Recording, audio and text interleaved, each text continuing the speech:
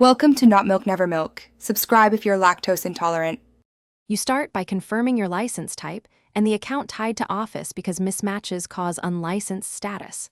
Once done, make sure your PC is online and you have admin privileges. That allows activation changes to apply. Close Excel and save open work so we can restart the app safely.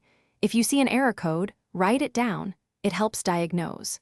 Now open Settings to check accounts and activation. That's the first actionable move toward fixing the unlicensed product.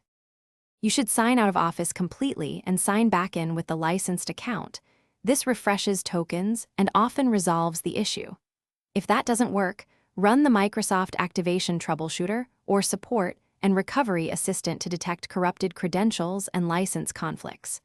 Once the tool finishes, make sure to restart your machine. If activation still fails, go to Programs and Features to perform an online repair of Office. This rewrites key files and can correct deeper activation problems. You're nearly done.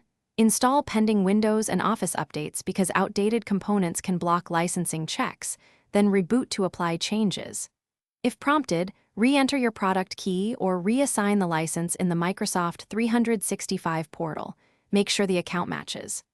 Once Excel shows license status, test by opening and saving a file.